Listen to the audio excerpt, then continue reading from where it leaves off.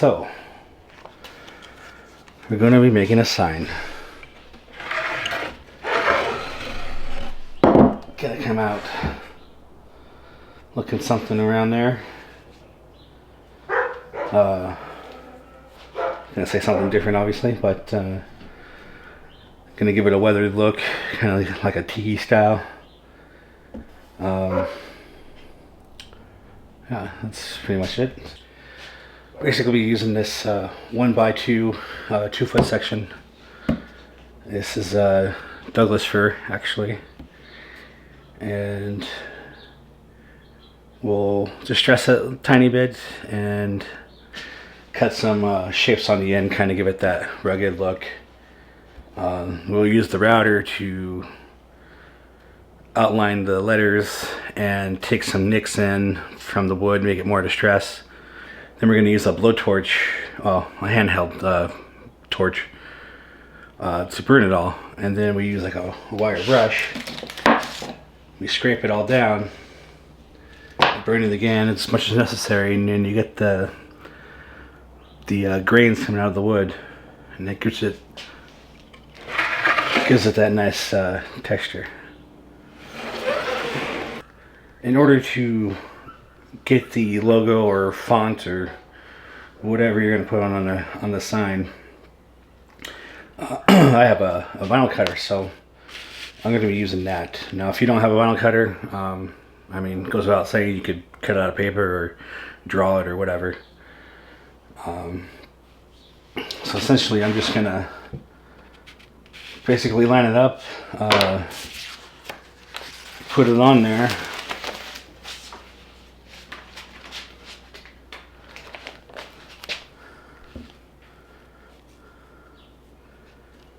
I mean, at this point it doesn't even matter if it's straight, because I mean, somewhat straight anyway, but it doesn't have to be perfect because the sign's not perfect anyway, and you're gonna cut the edges, so worry about that later.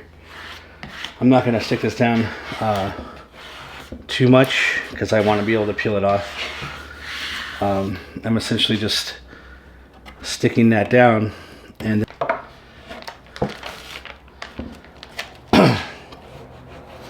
key note: make sure you there's no dust on the wood before you put on the stickers. Yeah.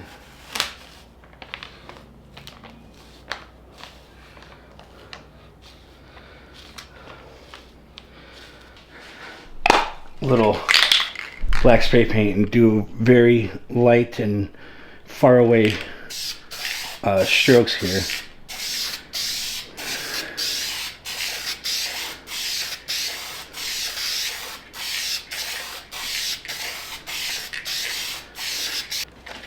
Not trying to cover the wood with black paint, obviously. We're just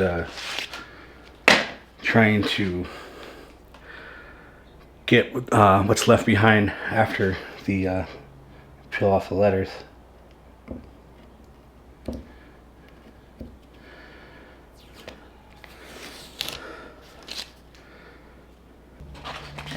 So what this basically does is gives us our line to trace with the router.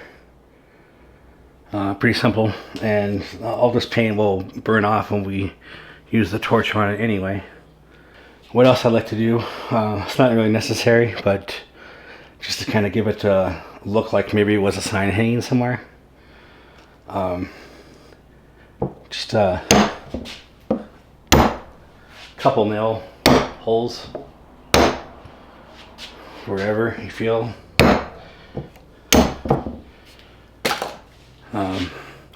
Then maybe some kind of dents.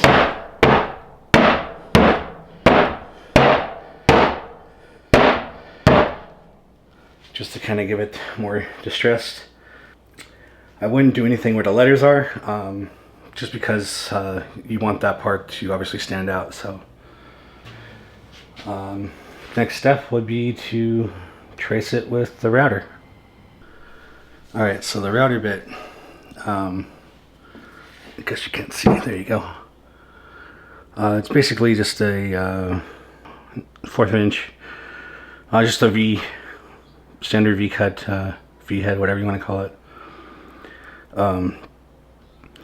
You don't want to go too deep, but obviously deep enough to give the edges of the letter some depth, and then we can kind of paint along the edges and you know, make it look decent. So I guess we'll start the routering. If you have one of these plastic things on the router, I mean, they help, but they also get in the way a lot. So I kind of use I tend to use the back side that doesn't have it. So here we go.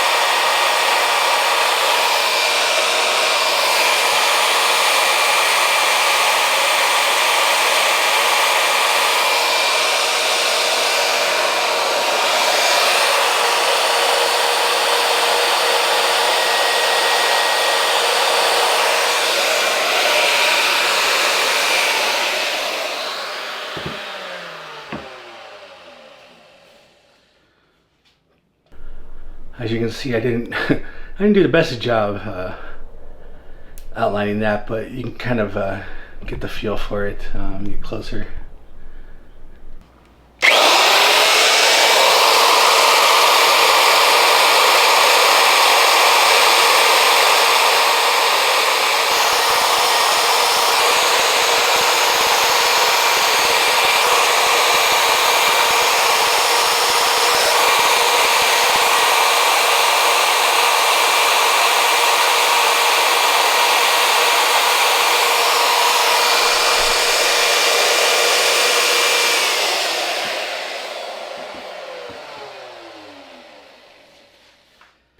When you get to these kind of sharper edges, I usually lift up on the router a tiny bit, so that way you're not getting the full depth of the router bed all the way down, and then you can get the you can get the sharp angle, just the tip here, and just kind of get to your line, and that should be good enough. Otherwise, it'd be too thick here, and it would not, have a sharp enough angle.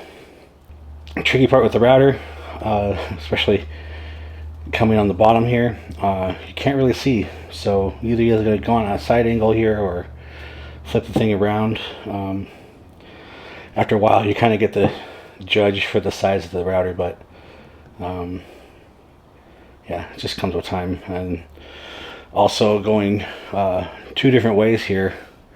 The router bit's turning one way, so on the other it's kind of a different feel. So you're gonna have to play around, get the feel for the router, do some practice cuts first, I guess.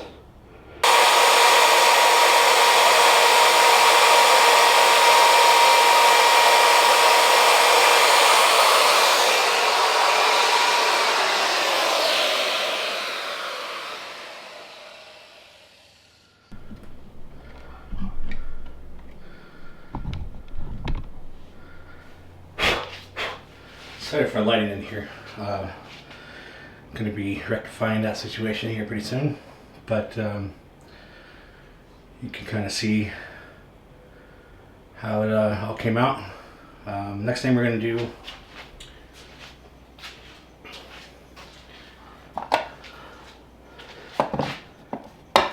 do is use this 1/2 inch round, or you can use a 1/4 round too. I just don't go all the way down, maybe about 3/4 of the way. We're going to use that and cut some divots, which is how I created all these. Just various depths, pick it up and down as you go, whatever. And then when we torch all that, torching it and brushing it with the wire brush, it's going to smooth it all down. Now, when we use the wire brush, we're going to be doing it pretty hard because we want to get the grain out, but you don't want to do it too hard in here. Otherwise you're going to get your letters textured and it's going to make it harder to paint. You're going to have to do a little bit, but for doing the letters, I kind of got a thinner wire brush here. So that is probably a good point for you to get one of these too.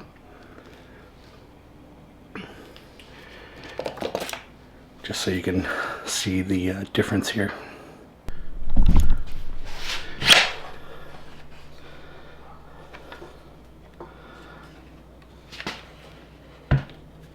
So now we'll just adjust the depth here.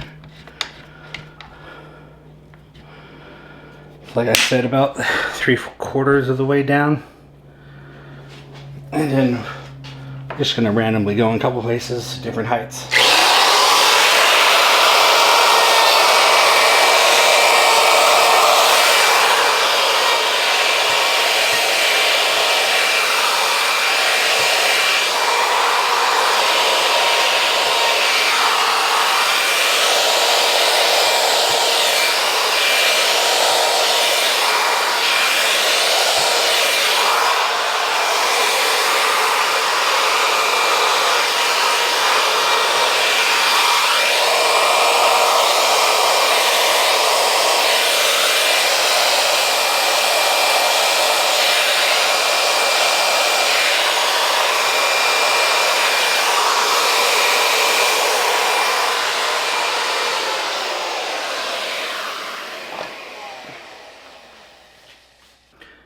Again, there's no rhyme or reason to that. It's just random. Sometimes I put chunks together. I actually didn't go too far on this, so I might go back and do a few more here. Let's see.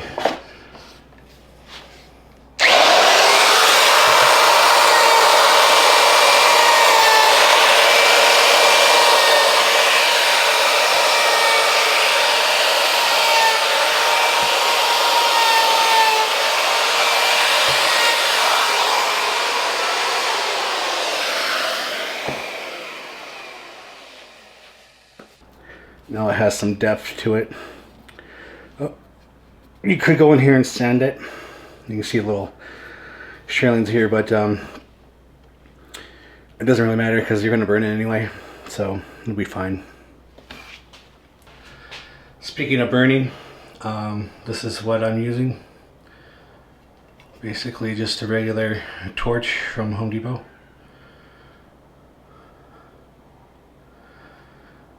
This is a self lighter, so, or the, well, it has a button. So you basically turn on the gas, the button. and you can adjust it pretty good. And you're just burning. You can see that. You can see the effects the burn does right here.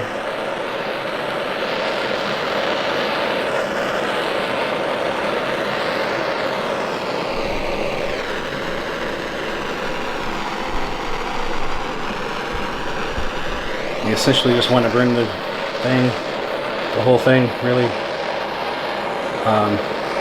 Pretty good too. Once we do this, like I said, we're going to go back and use a wire brush,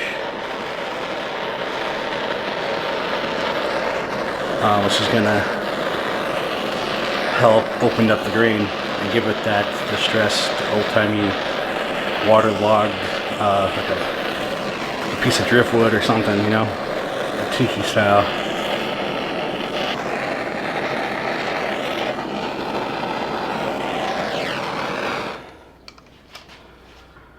Kind of got ahead of myself there. Not that it matters too much, but we should cut the edges first. So that's gonna be just a random pattern. I might draw it out with a pencil first. Just take chunks out. Kind of want to leave that effect in here, so.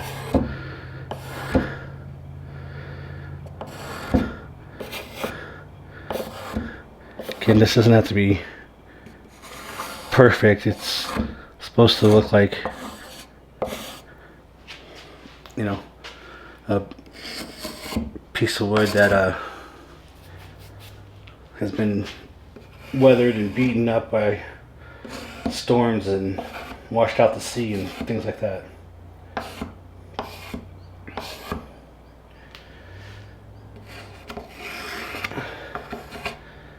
But the only thing I can say is you probably want to eliminate the corners a little bit. They kind of, you know, give it that effect. You don't have to get rid of all of them, but you definitely don't want square corners, because that wouldn't make sense. Now for cutting the corners, just using a regular jigsaw, scroll saw, whatever you want to call it. I usually do pull this over the edge here.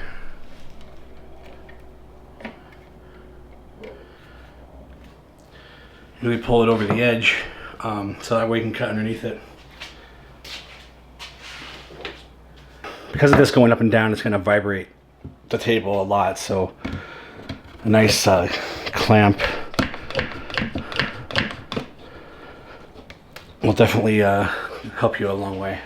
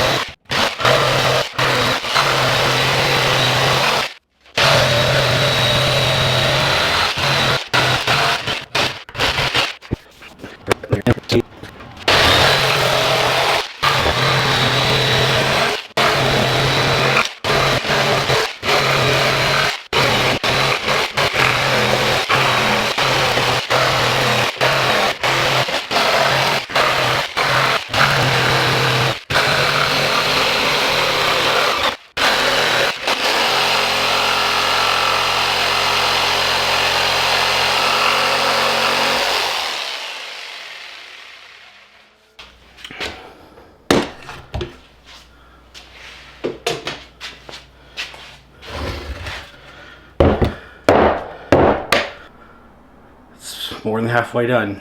Basically, take the wire brush and then we'll burn it again. Might do that a couple times until I get the look that we want.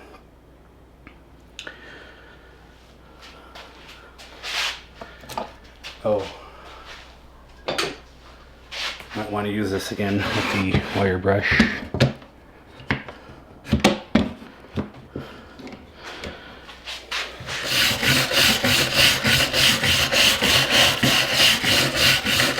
use quite a bit of pressure, except for when you're on the letters.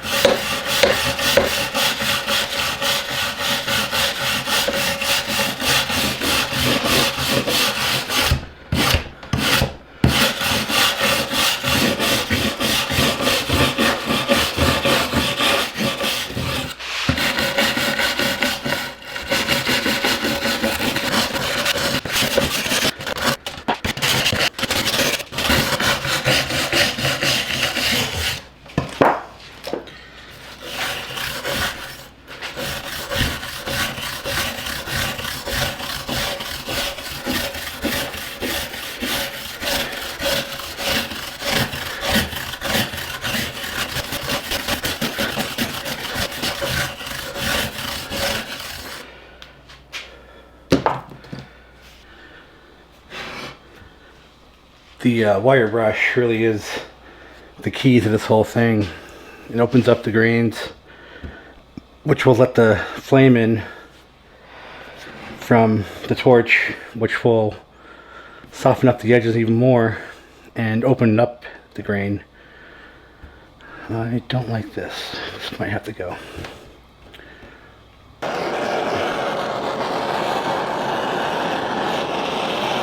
So this is the second time we are burning this, just to make the grain stand out a little better.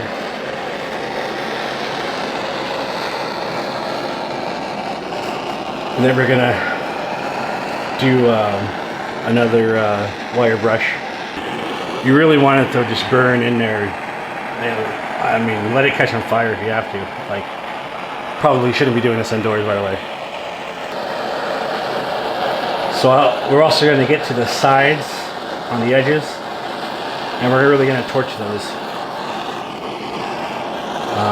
And that'll give it a very blended in look on the edges as well. Yeah, so we're just burning the edges, making it blend in more. We're just going to torch it a lot.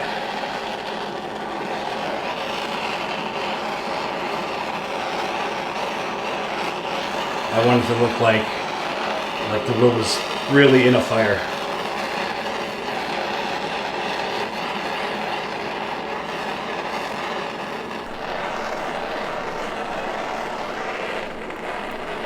So we really want to get into the notches to make sure they're smooth and not looking like a router did it. We want it to look like it was resting in the ocean, you know, driftwood or something. I'd like to thank Matt, aka Spike, for giving me his little secrets on building these signs.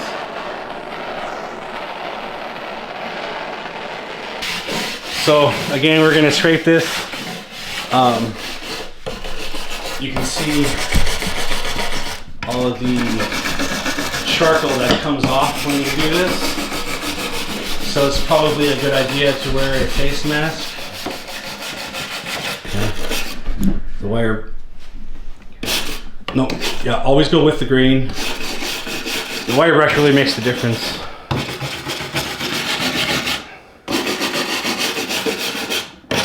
Another note, if you're going to have the sign outside, I noticed when you apply a lacquer or clear coat, it tends to make it darker, so you should probably try to make this as light as possible. This makes the grain, it still pops out, but it's finer, not as harsh as it is on the rest of it. But this still blends in quite nicely.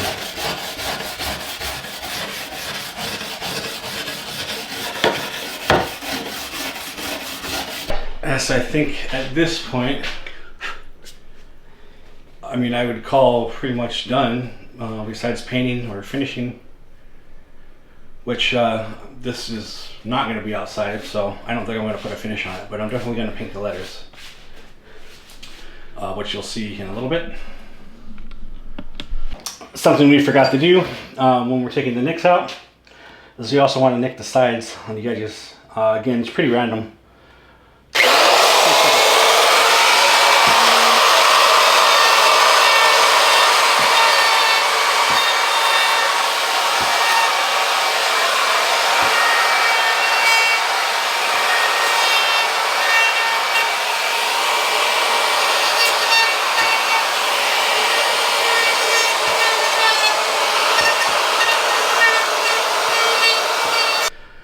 So because of that, we need to burn it one more time, just along the edges anyway, just to soften them up. Gonna really get in there just to take care of these edges really fast. You'll see it makes all the difference when you get the edges. It really doesn't matter on the steps because, as you can see, you can just go back and reburn and touch up wherever you need it.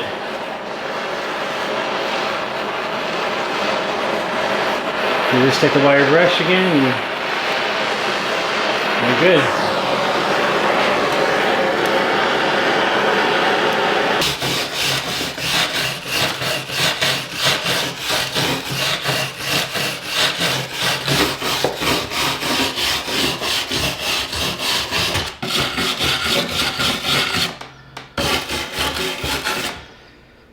As you can see, that made quite the difference there.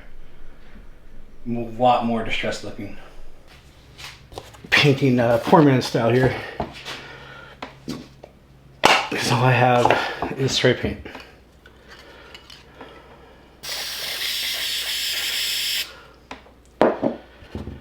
But should be alright. Move that off to the side.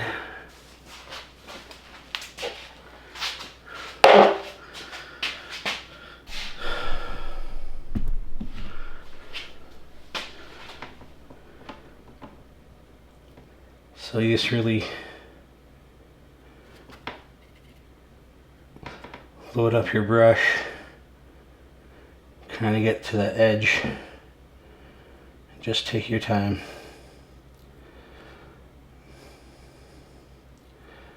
Just let the paint soak in, let it do the work.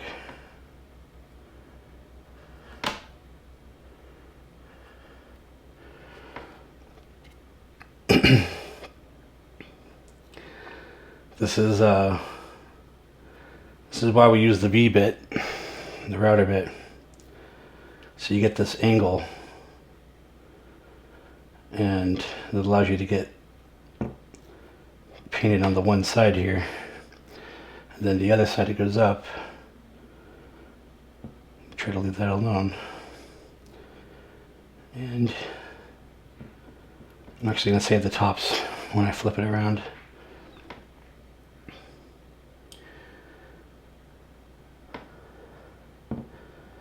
Because the V bit comes into a point there, you have a natural stopping point for the brush. No, I'm not saying it's going to be perfect, but it makes it a lot easier.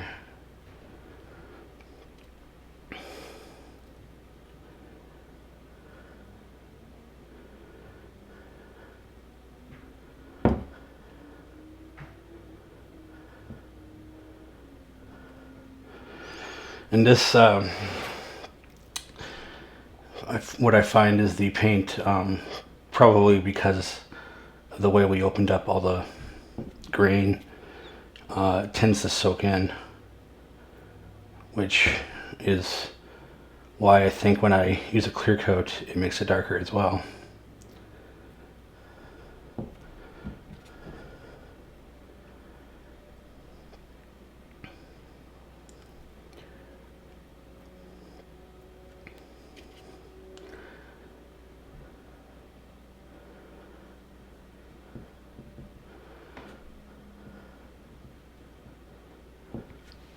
I'm just going to work my way around the edges and then we'll get to the rest of the E.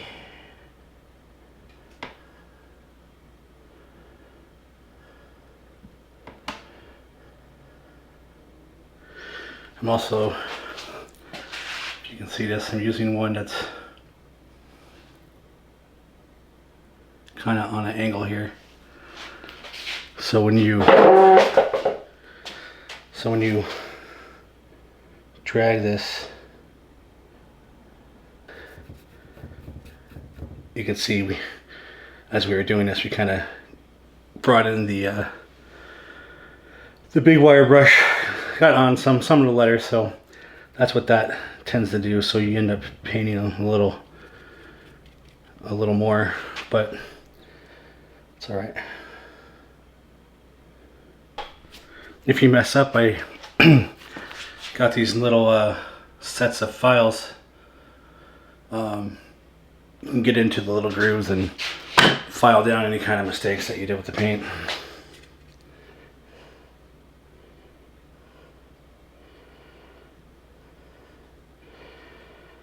Unless you do it too much, I mean, I wouldn't care too much because it's a distress sign. It shouldn't be perfect.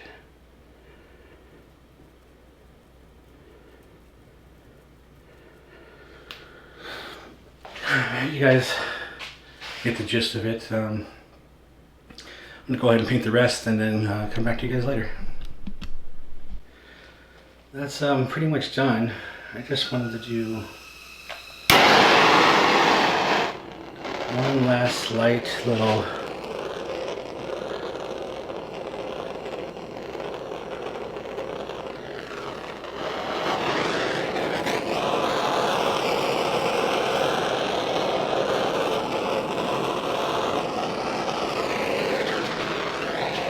burn around the edges here.